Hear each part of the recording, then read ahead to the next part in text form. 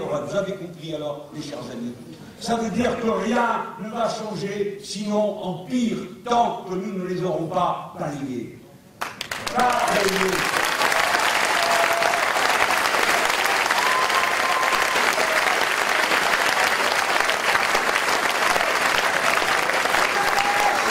Comme c'est une tâche très importante, comme elle est d'un haut niveau d'exigence, comme elle demande une capacité de proposition d'un très haut niveau. C'est la raison pour laquelle nous travaillons et nous sommes en campagne permanente, comme on nous a dit, pour se moquer de nous. Oui, nous sommes en campagne permanente. Nous assumons cette campagne permanente. Nous avons besoin d'élever le niveau politique de compréhension de notre peuple pour faire face aux tâches révolutionnaires qu'il va falloir accomplir, non seulement en France, mais dans le reste de l'Europe. Voilà, mes chers amis, à quoi nous vous appelons. Et maintenant, bien sûr, cette situation si dangereuse, elle intervient en France dans un contexte que personne n'avait pu à l'avance prévoir, parce qu'on ne peut jamais prévoir quand l'événement va se produire. Mais ce dont nous étions certains, et ce dont je suis encore certain à l'heure à laquelle je vous parle, c'est que, inéluctablement, lorsque certaines conditions sont réunies, le fracas est à l'ordre du jour. Voyez comment, depuis des mois et même des années, nous avons montré que les institutions de la Ve République, qui ont été, comme vous le savez, réformées 24 fois, alors qu'on nous dit que ce sont des institutions stables et que nous serions des désordonnés. 24 fois, une fois par an depuis 10 ans. Et l'actuel président de la République a encore l'intention de faire 4 réformes constitutionnelles. Toutes ces réformes ont en commun un point, sauf 3 fois, le peuple n'a jamais été consulté. Et ces institutions ont fait remonter tout le pouvoir sur une seule personne qui naturellement est promise à devenir folle dans toutes les circonstances. Car le pouvoir solitaire rend fou, quelle que soit la forme de l'exercice particulier, les qualités personnelles, et les attaques de la cause. Mais quand le pouvoir se concentre, alors toute la scène se déresponsabilise. Et cette déresponsabilisation générale intervient au moment où un deuxième élément s'est rassemblé, que nous avons, nous, avec attaque, avec toutes ces réunions que nous avons fait pendant des années, où nous avons décrit la financiarisation de l'économie dans le monde entier, où nous avons montré comment une masse considérable d'argent circulait dans le monde, qui n'a aucune contrepartie matérielle, et qui est donc de l'argent bidon, de l'argent fou, qui produit des taux d'intérêt tellement extravagants, tellement inouïs, qu'ensuite l'argent qui est placé dans la production, il en est attendu des taux d'intérêt au moins aussi élevés, ce qui est une folie. Quand vous voyez par exemple comment Arkema, qui faisait du 12% de taux de retour sur investissement, l'entreprise est liquidée parce que ses propriétaires en attendent du 18%. Lorsque vous voyez Sanofi, qui est déjà la première capitalisation boursière du pays, lorsque vous voyez qu'ils répartissent 35% de la richesse supplémentaire produite aux actionnaires et que liquident comme ils sont en train de liquider ce magnifique pôle pharmaceutique français, pour la raison qu'ils veulent faire parvenir la redistribution à 50% du total de la richesse créée par les travailleurs de ce secteur. Vous comprenez la folie qui s'est emparée d'eux? Eh bien, cette sphère financière immense, c'est à coquiner avec toutes les structures politiques. Et plus les structures sont verticales, moins le peuple s'en mêle, et plus la porosité devient grande entre le personnel des uns et des autres, et qu'il passe de la haute fonction publique à la haute fonction privée. Quand il passe de l'une à l'autre et de l'une à l'autre, à chaque fois c'est pour en enlever des morceaux. Regardez comment ils se sont construits eux-mêmes des empires, comment ils ont réparti les biens de la nation, qu'ils ont privatisés, et en général, on peut dire que c'est une privatisation à caractère quasi personnel dans un certain nombre de cas. C'est ça le mélange détonnant. Voilà pourquoi, lorsque nous avons commencé cette bataille, ce n'est pas nous qui avons dit tous pourris. Et eux essaient de se faire peur tous les jours en disant « Ah, vous dites tous pourris, vous dites tous pourris ». Mais c'est vous qui le dites. Ce n'est pas nous qui avons inventé une loi aussi ridicule que celle qui a été proposée par Arlène Désir, le rentemplant du PS, qui a proposé de faire un référendum qui rend suspect tous les élus de France. C'est eux qui ont dit tous suspects. Et c'est le président de la République lorsqu'il fait les propositions qu'il fait, qui lui dit que tous les élus sont suspects. Ce n'est pas nous qui disons ça. Et bien sûr, nous disons qu'il y a un effet de système qui est à l'heure.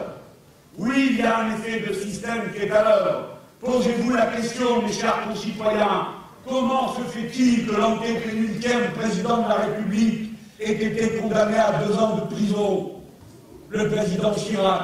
Comment expliquez-vous que le suivant est inculpé pour abus de faiblesse pour une personne âgée? Comment expliquez-vous que le directeur de campagne des 2 précédents présidents de la République, tous les 2, soient inculpés pour abus de biens sociaux? Et même ceux des concurrents comme Nicolas Bazir, qui est inculpé, comme vous le savez. Comment expliquez-vous qu'autant de gens puissent faillir, sinon parce que tout un système, il pousse continuellement, qui sous la frontière entre le licite et l'illicite, par des gens qui se figurent que tout leur est dû, et qui pensent que ce qui est illicite aujourd'hui sera licite demain. Avez-vous entendu ce trésorier, je ne sais plus lequel, ou bien l'homme de main de Madame Le Pen, qui disait « Moi, j'ai ouvert un compte dans un paradis fiscal, c'est pas moi qui me suis occupé de savoir ce qu'il y avait dedans, ni même si c'était légal. » Elle a bonne là, madame. Après, il essaye de faire croire que les marches étaient de haute, main propre et je ne sais quoi. On voit bien où ils ont les mains. Eh ben oui. Et maintenant, on comprend mieux pourquoi c'était le chien de garde. Et on comprend mieux pourquoi tout le système passe son temps à la dédiaboliser et à me diaboliser moi. Vous avez remarqué? Pourquoi les font-ils?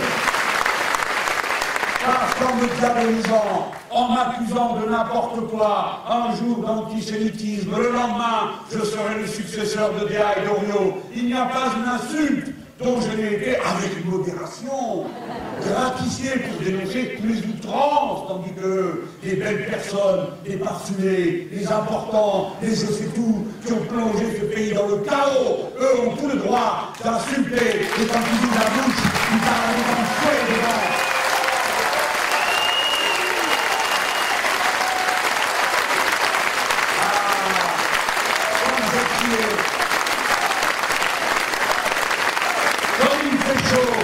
Comme je transpire, comme sans doute je dois être légèrement rouge, vous verrez bientôt mes photos partout, les poings fermés, la bouche ouverte, ruisselant de sueur, parce que c'est que comme ça qu'on me montre moi. Mais vous savez que j'ai une belle gueule. Ça dépend si quel angle je vais la regarder. Et voilà comment ils s'y prennent. Pas un jour on dirait qu'on est en campagne présidentielle. Hier, c'est ce crétin de Beauvais à qui on a servi un petit sucre pour venir l'insulter à la radio et qu'on repasse ça en boucle. Et le lendemain, c'est la Madame Le Pen qui a hérité un parti de son père, un château où se loger, qui vient dire que Mélenchon ne veut pas donner son patrimoine. Mais il a déjà donné son patrimoine. Et aujourd'hui, mes amis, j'ai fait des révélations supplémentaires. Je mesure 1m74 et je pèse 79 kilos.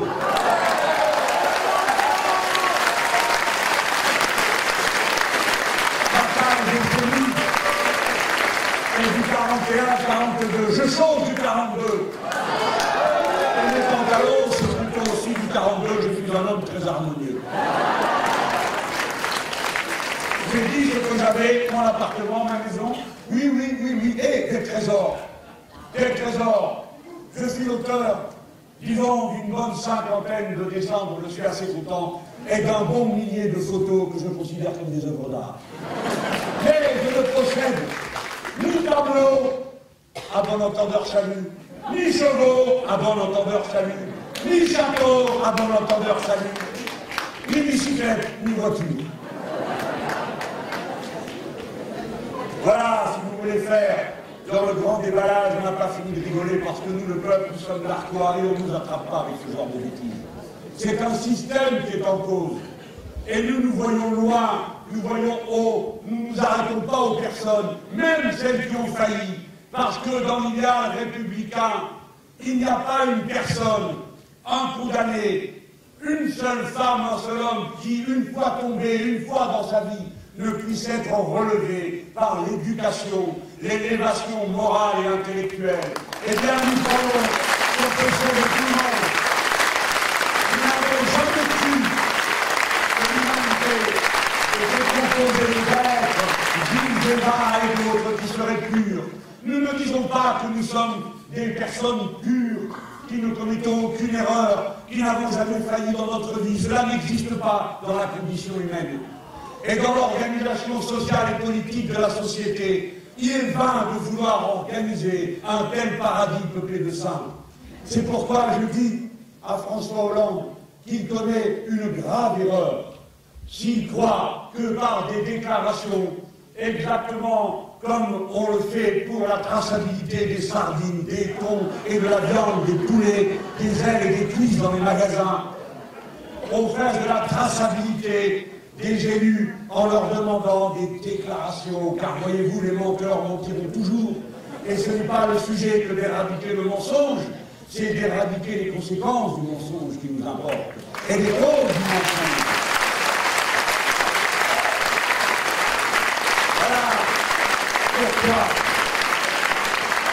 Je dois vous dire qu'il y a une différence de nature entre ce qui est proposé par François Hollande. Où il est passé l'autre?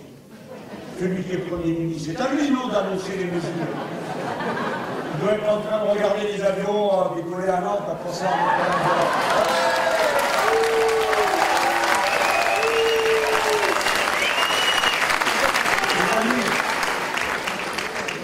je sais que c'est un peu long, mais je vous demande d'entendre pour le répéter. Les braves gens disent, mais le président de la République a fait des propositions. Vous ne pouvez pas leur répondre simplement, mais ça ne compte pas, c'est un attrape-nigo. Ça ne compte pas et c'est un attrape-nigo. Vous ne pouvez pas simplement dire, nous voulons changer le système et passer à la 6e République, comme je vais l'expliquer dans un instant. Vous devez d'abord examiner ce qu'a dit le président de la République. Vous devez argumenter tout le temps, prouver, démontrer. N'assénez pas, ne proférez pas, montrez que ce qui a été proposé est un attrape-nigo, car alors, celui ou celle qui le comprend fait un bien plus grand pas que si seulement il adhérait à vos thèses, car il comprend qu'on a voulu lui mentir, et dans son esprit, même sans méchanceté, ensuite, sa capacité à faire un peu bêtement confiance trop vite diminue, et son esprit critique augmente, et donc sa capacité à réfléchir. Et voici quelles sont les propositions du chef de l'État. Il dit qu'il va créer une haute autorité indépendante pour contrôler le patrimoine des ministres et des élus. Il y a déjà une haute autorité indépendante, elle s'appelle la Commission de la transparence de la vie politique. Elle existe déjà, elle contrôle déjà le patrimoine des élus. Lorsque j'ai été ministre, j'ai été contrôlé à l'entrée, à la sortie et au milieu. Parce que comme le gars qui me contrôlait, il était de droite, pour ce qui était de m'emmerder, il a été là. Alors un jour, il me dit, comment ça se fait que vous avez autant d'épargne? C'est vrai, moi je suis plutôt fourmi, il y a des cigales dans la salle, moi je suis fourmi. Voilà. Et bien c'est comme ça. Alors, je lui réponds, comment?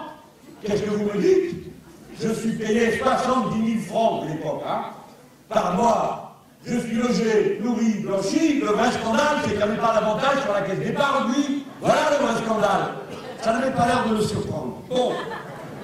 Le président de la République propose qu'il y ait un parquet financier pour enquêter sur la fraude fiscale. Eh bien, il existe déjà des pôles financiers dans les tribunaux, dont un à Paris, avec plusieurs procureurs et des juges d'instruction. Et d'ailleurs, dans la déclaration du chef de l'État, il est écrit en petits caractères comme dans les contrats d'assurance. Or, on vous prend le moyen disponible. Autrement dit, dorénavant, ça sera comme auparavant. Ensuite, il dit qu'il va publier les patrimoines des ministres. Les ministres, de toute façon, doivent donner leur patrimoine. Et Cahuzac l'avait donné. Alors, les patrimoines vont être publiés. Et on a l'impression que vous, le vil peuple, c'est ça que vous voulez voir. C'est regarder le voisin, et combien il a, et qu'est-ce qu'il a. C'est comme ça qu'ils imaginent que vous êtes. Et qu'est-ce que vous faites une fois que vous savez le patrimoine du ministre? Vous allez avec votre maître et vous mesurez si ça fait bien la surface qui a été dite. Vous allez regarder si c'est bien un cheval et pas un mulet qu'il a, et ainsi de suite. Qu'est-ce que c'est que cette histoire? Ça ne tient pas debout, ça n'a aucun sens, c'est un attrape-nigo. Mais après, le chef de l'État dit qu'il va éradiquer les paradis fiscaux. Ah! Ah! Tremblez, paradis fiscaux, voici François Hollande.